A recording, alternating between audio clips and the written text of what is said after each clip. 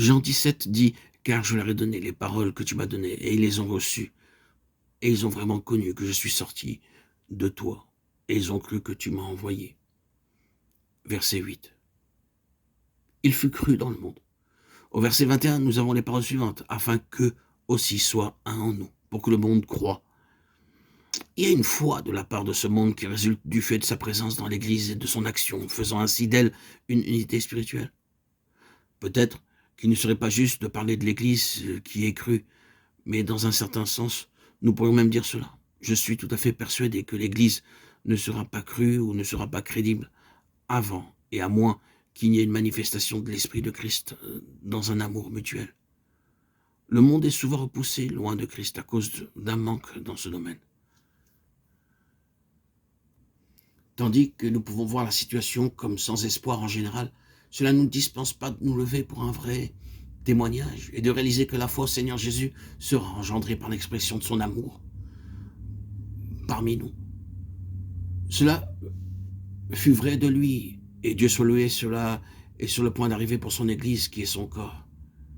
Il a été élevé dans la gloire. 1 Corinthiens 15 nous donne une grande révélation. Nous ne mourrons pas tous, mais tous nous serons changés en un instant, un clin d'œil à la dernière trompette. Nous serons emmenés à la rencontre du Seigneur dans les airs. Ce n'est pas aussi loin que certaines personnes le pensent. Cela peut être très proche. Le plus tôt sera le mieux pour autant que son peuple est concerné. Nos cœurs disent réellement du plus profond de nos êtres, Amen, viens Seigneur Jésus. Il n'y a pas d'hypocrisie en cela. Il fut un temps où nous étions effrayés à cette pensée. Mais nous sommes arrivés à réaliser que sa venue est la voie de toute espérance.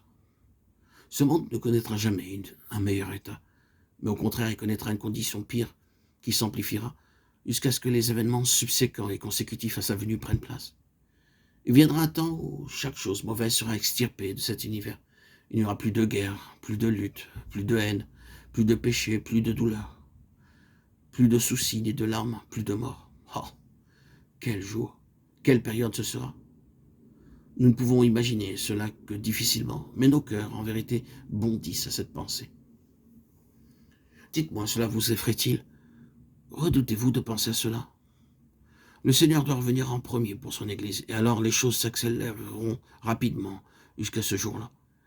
Il se peut qu'il y ait un passage terrible, les choses peuvent devenir affreuses sur la terre pour un temps, après que l'Église aurait été enlevée. Mais les choses arriveront très rapidement avec accélération, cela pour passer à ce grand jour où il fera de nouveaux cieux et une nouvelle terre. Cependant, le jour de la réception de l'Église dans la gloire est imminent.